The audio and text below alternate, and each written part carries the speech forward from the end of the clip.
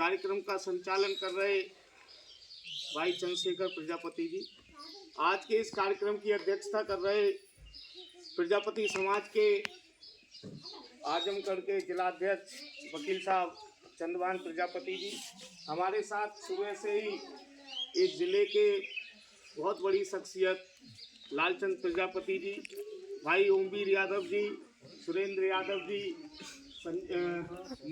संजीव प्रजापति जी और हमारे CMO office से रिटायर्ड हुए हमारे साथी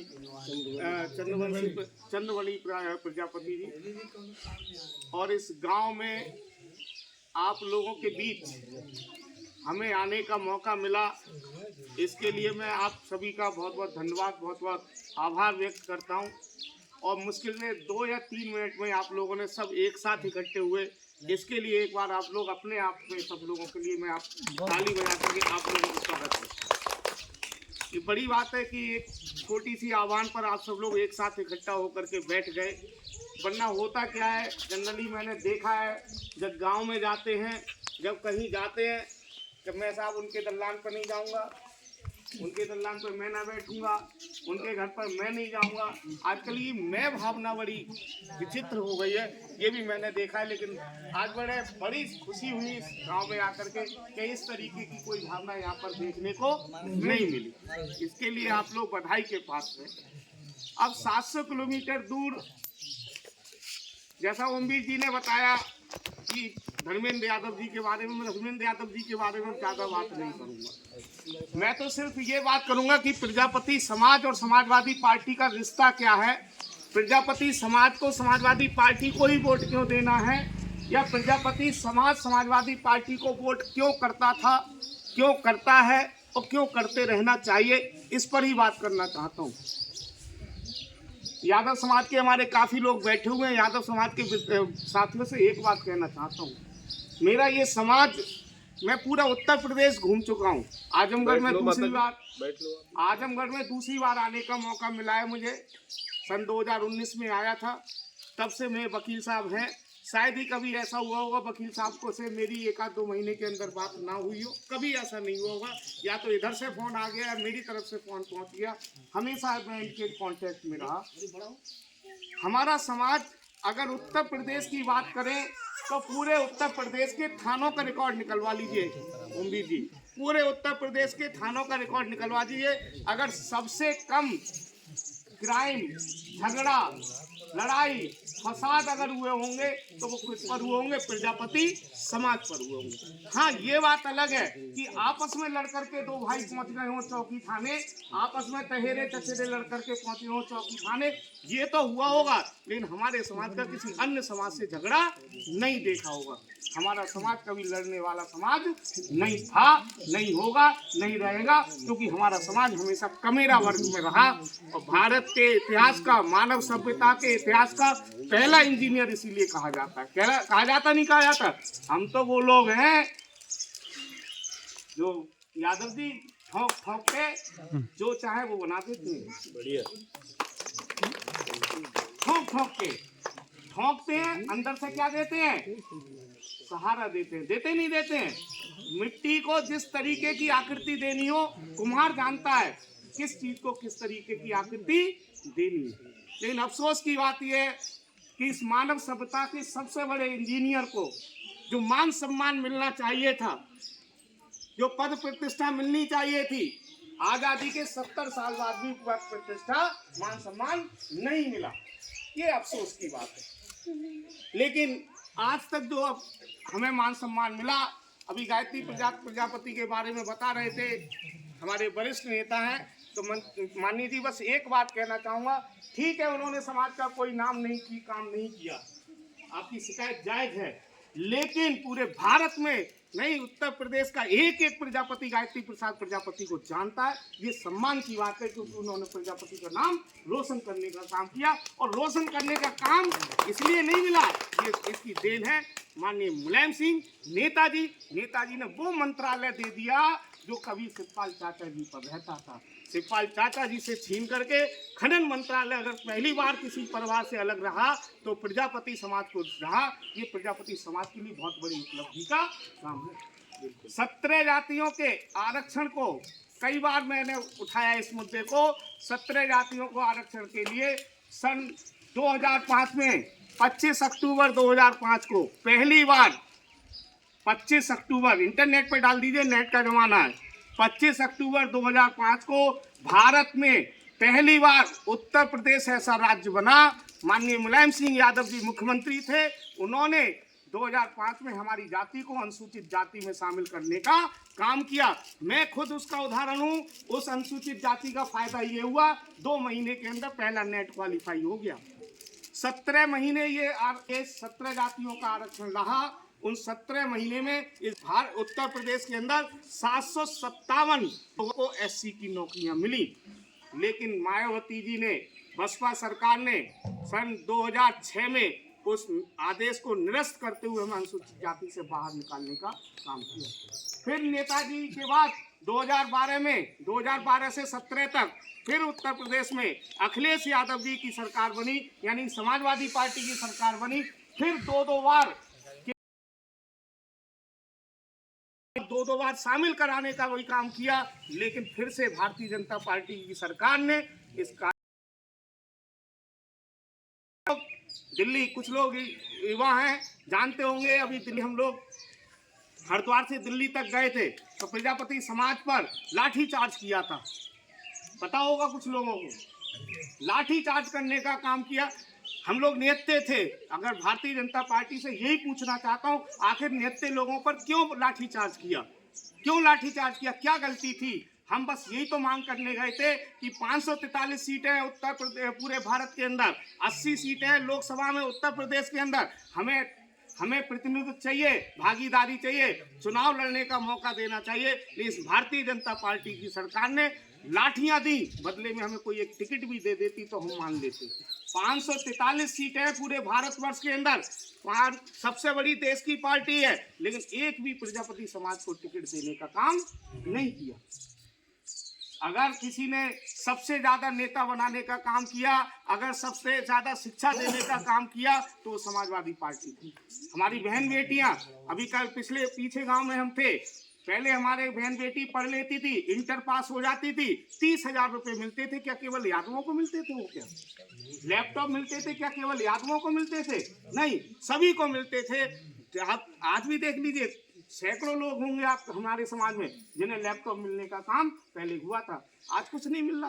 5 किलो राशन, मात्र 5 किलो राशन, और उसको भी बुरा मत मानिए, माताएं बैठी हैं, बताइए, बड़े बड़े मंचों से कहा जाता है 80 करोड़ लोगों को हम मुफ्त में राशन देते हैं।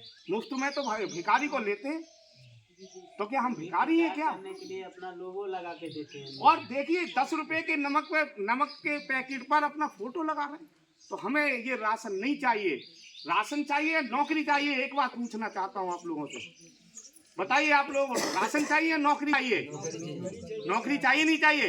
राशन चाहिए, शिक्षा चाहिए? शिक्षा चाहिए ना चाहिए? जैसा कि ओमवीर जी अभी बता रहे थे कि शिक्षा, अम्बेडकर जी कहते थे कि शिक्षा वो शेरनी का दूध है जो पीता है वो दहाड़ता है। के लोगों से कि 2 वक्त की रोटी कम खा लेना, 1 वक्त की रोटी कम खा लेना, कपड़े फटे हुए पहन लेना, हो सके ना हो तो हाथ पर रख करके खा लेना, लेकिन अपने बच्चों को पढ़ा जरूर देना। क्योंकि अगर आपने अपने बच्चे को पढ़ा दिया तो हो सकता है कि आपका बच्चा कल को डॉक्टर बन जाए, इंजीनियर बन जाए, कलेक्टर बन जाए, डीएम बन जाए, एसपी बन जाए, एसएसपी बन जाए। कोई भरोसा नहीं है। क्या भरोसा कर सकते हैं? आपके गांव में बहुत से लोग होंगे नौकरी में, आपके रिश्तेदारी में होंगे, क्या पहले पता था कि ये व्यक्ति ये बनेगा? नहीं पता होता है, किसी के बारे में कुछ पता नहीं होता है। इसीलिए मैं बस आप लोगों से निवेदन ये करने आया हूँ आपके बीच में, धर्मेंद्र यादव जी से। बस अब मैं धर्मेंद्र यादव जी के बारे में क्या बताऊं कि हमने राजनीति सीखी उनसे, 700 किलोमीटर दूर इसीलिए चल के आया कि इतना प्यार करते हैं कि अगर लाख लोग खड़े हों, हजारों लोग खड़े हों तो दूर से बुला लेते हैं, राकेश प्रजापति इधर आओ, दूर से बुला लेते हैं। तो मोहब्बत है उनकी, प्यार है इनका, हर जाति को सम्मान देने का काम करते हैं। वकील साहब बैठे हुए, पूछिए वकील साहब से, 1000 लोग बैठ के खड़े हों तब भी बुला लेंगे कि राकेश प्रजापति इधर आओ। सबको पहचानते हैं, 50,000 बदायूं के अंदर 85,000 कार्यकर्ता है जिसको नाम से बुलाते हैं। तो प्रजापति समाज को अभी पिछले 2022 का चुनाव ले लीजिए, 3-3 टिकट देने का काम किया था समाजवादी पार्टी ने। रामप्रकाश प्रजापति हमीरपुर से चुनाव लड़े थे, ब्रजेश प्रजापति तिंदवारी से चुनाव लड़े थे। हालांकि वो दोनों लोग चुनाव हार गए और गायत्री प्रसाद प्रजापति की पत्नी मेहराजी प्रजापति अमेठी से चुनाव लड़ी थी, वो जीत गई, वो इस समय विधायक है। तो 3-3 टिकट देने का काम किया, 2-2 एमएलसी, 2-2 बार एमएलसी बनाया। जयराम प्रजापति का नाम सुना होगा कुछ लोगों ने, जयराम प्रजापति का नाम सुना है? उनको नहीं। हाँ जानते हैं, कल परसों आ रहे हैं वो भी, ठीक है। दयाराम प्रजापति को 2 बार एमएलसी बनाया, कैबिनेट मंत्री बनाया, 2 बार दर्जा मंत्री बनाया।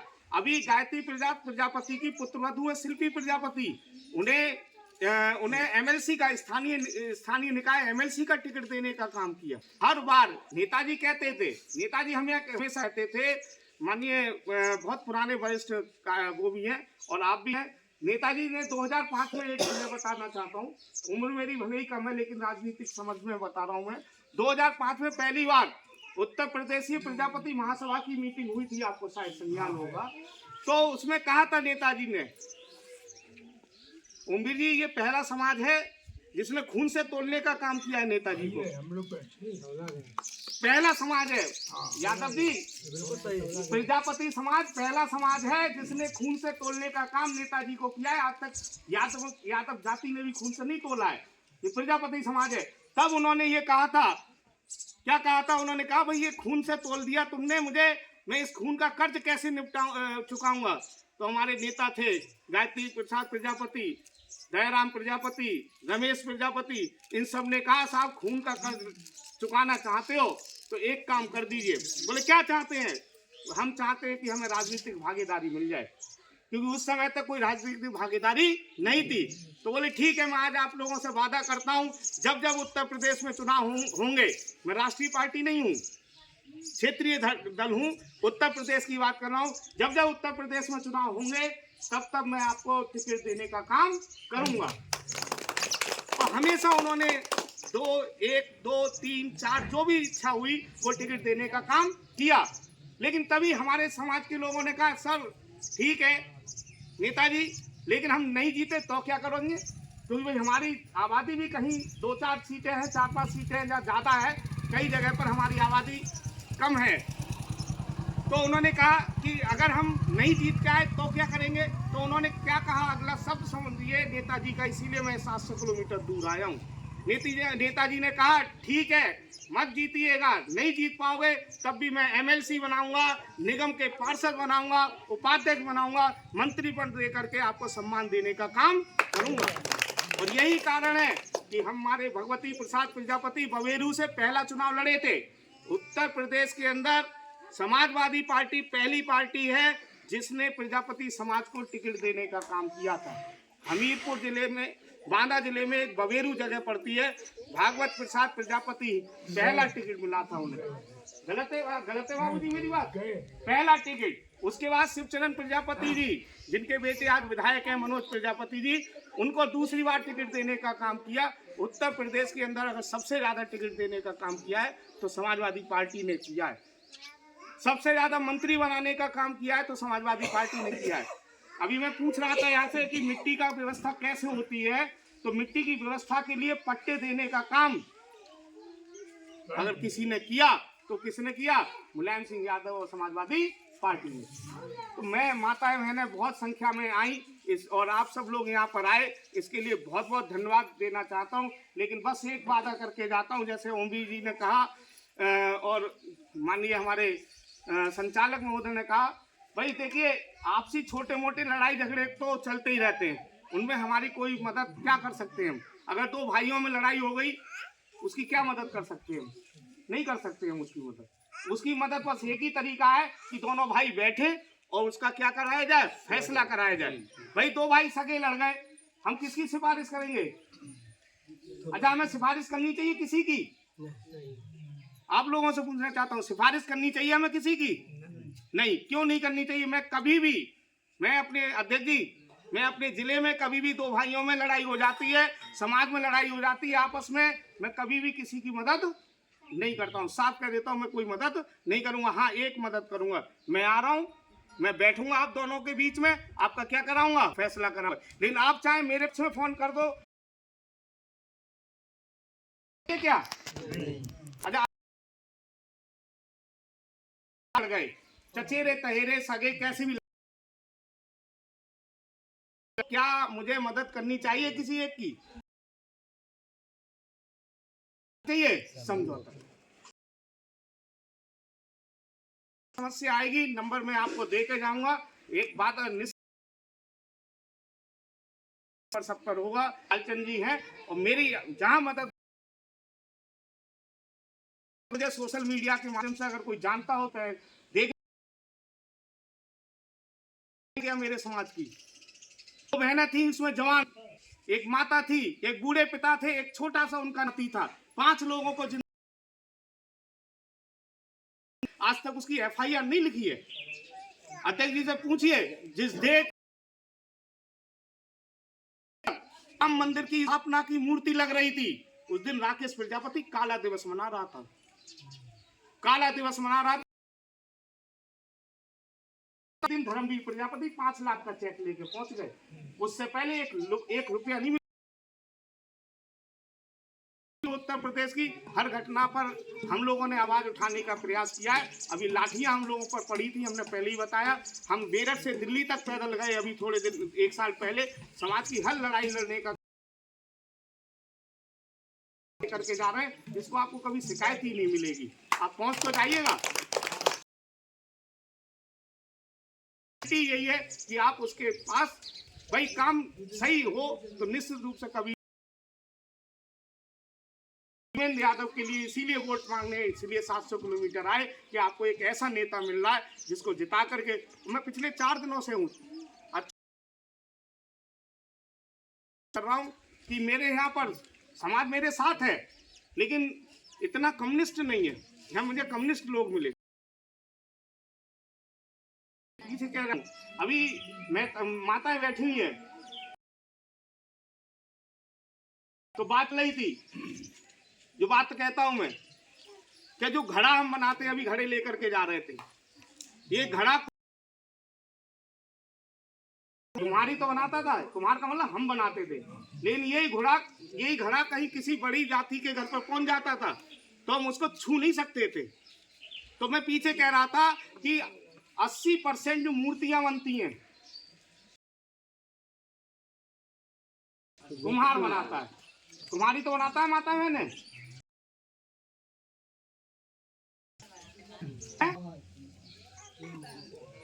कुम्हारी बनाता है ना, लेकिन कमाता कौन है उससे? पंडित जी लोग। कमाता कौन है? पंडित जी लोग उसका पूजा करके कुम्हारी बनाता है, और कमाता कौन है उससे? और सुनो, उन जो माता जी ने सेंटेंस कहा, वो मुझे दिल को छू गया और मुझे लगा कि यहाँ का समाज कितना सक्रिय है। उन्होंने कहा कि हमारे कुम्हार लोग जा कर चढ़ाते हुए, तो मूर्ति हमने बनाई। मूर्ति किसने बनाई? हमने। और चढ़ा कौन रहा है? हमारा ही समाज उस पर चढ़ा रहा है। और चढ़ा करके वो जा कहाँ रहा है?